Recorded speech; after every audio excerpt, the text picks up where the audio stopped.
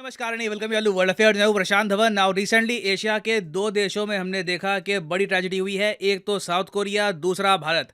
South Korea में मैंने आपको बताया था कि एक भगदड़ की वजह से इनकी कैपिटल में भगदड़ हो गई, उसकी वजह से 150 से भी ऊपर लोग मारे गए और दुनिया भर के वर्ल्ड लीडर्स ने यहाँ पर कहा कि ये बहुत ही ट्रेजिक बात है, जो भी सो एंड सो कंट्री है ये साउथ कोरिया के साथ खड़ा है। नाउ साउथ कोरिया के बाद भारत में क्या हुआ है कि भारत की स्टेट गुजरात में एक पुल कोलैप्स कर गया, जिसकी वजह से 140 लोगों से भी ऊपर की डेथ हुई है। और दुनिया भर में आप देखोगे बहुत से वर्ल्ड लीडर्स हैं जो आज के समय डायरेक्टली इस पर बात कर रहे हैं ट्विटर पे। और यहाँ पर आप देख पाओगे पोलैंड देश के प्राइम मिनिस्टर कह रहे हैं कि I am devastated with the tragedy in Gujarat on behalf of the government of Poland. मैं भेज रहा हूं अपनी deepest condolences to prime minister Narendra Modi. और आप देखोगे यहाँ पर लिखा है कि पोलैंड के लोग आज के समय दुख शेयर कर रहे हैं with the people of India. ये एक और स्टेटमेंट आपको दिख जाएगी सऊदी अरेबिया से, इन्होंने भी सेम बात यहाँ पर बोली है। उसके अलावा ओमान, गल्फ कंट्रीज में देख रहा हूँ वेस्ट एशिया से, यहाँ पे सऊदी अरेबिया, यूएई, ओमान, यहाँ से बहुत मैसेजेस आए, मगर अभी तक मैं देख रहा था कि इमैनुअल मैक्रों और जो बाइडन ने कोई भी इस पर कमेंट करी नहीं है। जबकि आप देखोगे जब साउथ कोरिया में ट्रेजेडी हुई थी तब जो बाइडन ने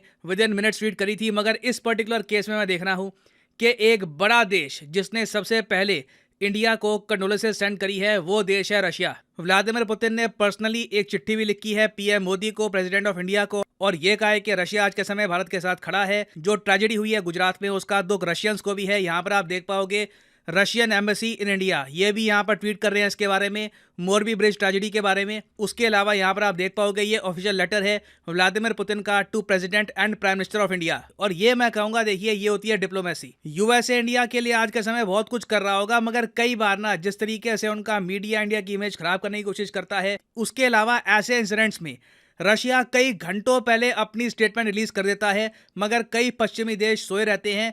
यहाँ पर मैं कहूँगा यूएसए को कहीं ना कहीं सोचना होगा कि यूएस खुद ही अपनी जो इमेज है इंडिया में डुबा रहा है। आज तक आप अगर देखो तो यूएसए ने एक परमानेंट राजदूत भी अपॉइंट किया नहीं है इंडिया को, अभी रिसेंटली किया है, वो भी टेम्परेरी है। तो व्लादिमीर पुतिन ने मैं यहाँ पर कहूँगा बिल्कुल सही टाइम पर ये यहाँ पर एक तरीके से कंडोलेंसेस का नोट भेजकर इंडियंस के दिल में जो ऑलरेडी इनकी जगह है ना उसको और मजबूत किया है। तो इस वीडियो में हम जानेंगे वैसे कि मोरबी ब्रिज ट्रेजेडी है क्या, यहाँ पर हुआ क्या था, इसको हम कैसे अवॉइड कर सकते हैं, नितिन गडकरी जी का जो इनिशिएटिव था 2016 में उसका क्या हुआ, बहुत कुछ आपको जानने को मिलेगा। मगर आगे बढ़ने से पहले आपसे क्वेश्चन पूछूंगा।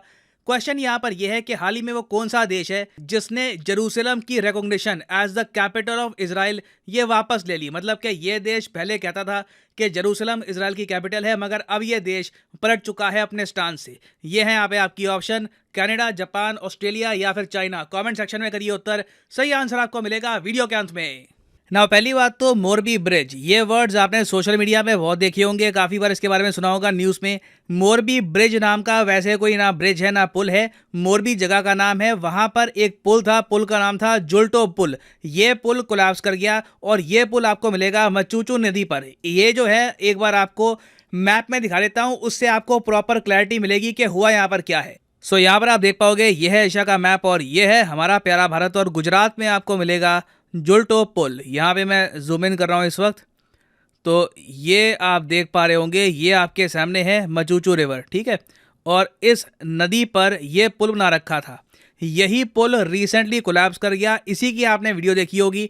और कोलैप्स करते ही नदी काफ़ी गहरी है, यहाँ पर एक तो इम्पैक्ट होता है, उसकी वजह से भी काफ़ी लोग मर गए, फिर काफ़ी लोग डूब के भी यहाँ पर मर गए। टोटल बताया जा रहा है कि 143 के आसपास लोग मर चुके हैं इस इंसिडेंट में। नाउ ये पुल जो गिरा है इसका रीज़न क्या है? देखिए रीज़न बहुत सारे बताए जा रहे हैं। पहला रीज़न, मेन रीज़न तो मैं ये कहूँगा कि ये पुल वैसे पब्लिक के लिए ओपन ही नहीं होना चाहिए था, क्योंकि इस पुल के पास एक फिटनेस सर्टिफिकेट नहीं था। जी हाँ, पुल के भी फिटनेस सर्टिफिकेट होते हैं, ये जो लोकल सिविक अथॉरिटीज़ होती हैं ये प्रोवाइड करती है। उसके अलावा जो गुजरात गवर्नमेंट है उनको भी पता था नहीं कि कब ये पुल ओपन हो गया और लोगों ने इस पुल को यूज़ करना स्टार्ट कर दिया। यहाँ पर आप देख पाओगे Morbi bridge was opened without fitness certificate, ये ऑफिशियल्स ने क्लेम करना स्टार्ट कर दिया है। हुआ यहाँ पर क्या था कि मोरबी ब्रिज को ना 6 से लेकर 7 महीने तक बंद करके रखा था, क्योंकि इस ब्रिज की रेनोवेशन हो रही थी। ये ब्रिज वैसे बहुत पुराना है, ब्रिटिश एरा के टाइम का ब्रिज है, तो ऑब्वियसली टाइम टू टाइम आपको यहाँ पर रिपेयर वर्क करना होगा, तभी ये ब्रिज आप लगातार यूज कर सकते हो। तो एक प्राइवेट कंपनी थी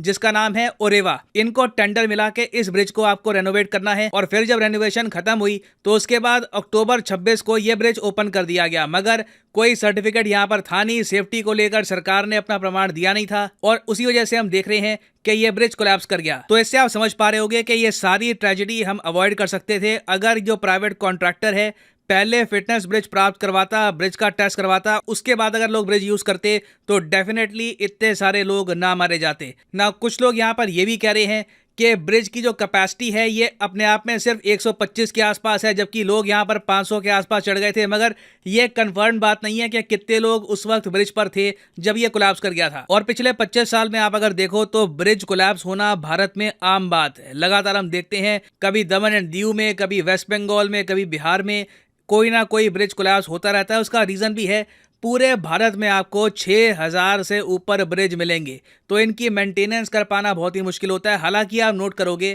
कि पिछले कुछ सालों में ब्रिज कोलैप्स थोड़े बहुत कम होने शुरू हुए हैं पर ईयर के हिसाब से आप अगर देखो। इसका रीजन ये है कि अक्टूबर 2016 में नितिन गडकरी जी ने एक आइडिया निकाला। इन्होंने ये कहा कि देश भर में जो ब्रिज हैं इनकी मेंटेनेंस के लिए, रिपेयर वर्क के लिए ये लॉन्च करेंगे Indian bridge management system IBMS। और तब से हम देख रहे हैं कि इंडियन रोड कांग्रेस जब होती है हर साल, तब उस वक्त IBMS भी प्रेजेंटेशन करता है और ये लोग बताते हैं कि देश में कितने ब्रिज हैं। टोटल 6400 के ऊपर जो ब्रिज हैं इनका स्टेटस क्या है। इस पूरे मैनेजमेंट सिस्टम के अंडर हर ब्रिज को एक यूनिक नंबर दिया जाएगा, उससे पता लगेगा कि लास्ट टाइम उसकी सर्विसिंग कब हुई थी, ब्रिज की अभी हालत क्या है, ब्रिज ओरिजिनली बना कब था। और अभी भी वैसे मैं आपको बता दूं कि इसका डेटाबेस तैयार हो रहा है। बहुत से ब्रिज हैं जो ऑलरेडी IBMS के अंडर आ चुके हैं, मगर पूरा प्रोसेस खत्म होने में भी टाइम लगेगा, क्योंकि भारत एक बहुत बड़ा देश है। और बहुत ही न्यूट्रल पर्सपेक्टिव से मैं आपको अगर बताऊं तो भविष्य में आप देखोगे कि भारत में ऐसे इंसिडेंट्स, ब्रिज के जो ये इंसिडेंट्स होते हैं कोलैप्स कर गया वगैरह, ऐसे इंसिडेंट्स कम ही होने वाले हैं। ये जो पर्टिकुलर केस है ये रेयर ऑफ रेयरेस्ट है कि प्राइवेट कॉन्ट्रैक्टर ने पहले ही अनुमति लेने से पहले ही इसको ओपन कर दिया। यहाँ पर मेरे ख्याल से इन्वेस्टिगेशन होनी चाहिए कि ये हुआ कैसे, ये क्यों किया गया। तो ये मैं कहूँगा बहुत ही अनफॉर्चुनेट केस था। रेयर ऑफ रेयरेस्ट होता है कि ये सब किया जाए, मगर ऐसा नहीं है कि भारत में जो बाकी सब ब्रिज हैं ये कमजोर हो रहे हैं, ये हर जगह टूट रहे हैं। उल्टा आप देखोगे इन द फ्यूचर इंडिया के जो ब्रिज हैं इनकी सेहत इंफ्रास्ट्रक्चर के हिसाब से बेहतर ही होने वाली है। हालांकि यहाँ पर मैं ये कहूँगा कि भारत में एक एस्पेक्ट है जिस पर हमको फोकस करना चाहिए, वो है कंपनसेशन। इस ब्रिज कोलैप्स हादसे में टोटल जितने लोग मरे हैं ना, उनके जो रिश्तेदार हैं उनको सरकार 4 लाख रुपए देगी। अब आप खुद बताइए, आज के समय जो महंगाई हो रखी है, जहाँ पे दुनिया पहुँच गई है, क्या 4 लाख रुपए कोई प्रॉपर कंपनसेशन है?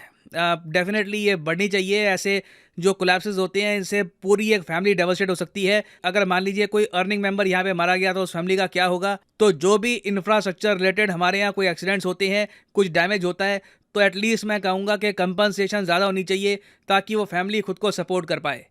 ना फाइनली वापस आते हैं अपने क्वेश्चन की तरफ कि रिसेंटली वो कौन सा देश है जिसने जेरूसलम की recognition as the capital of Israel ये वापस ले ली है।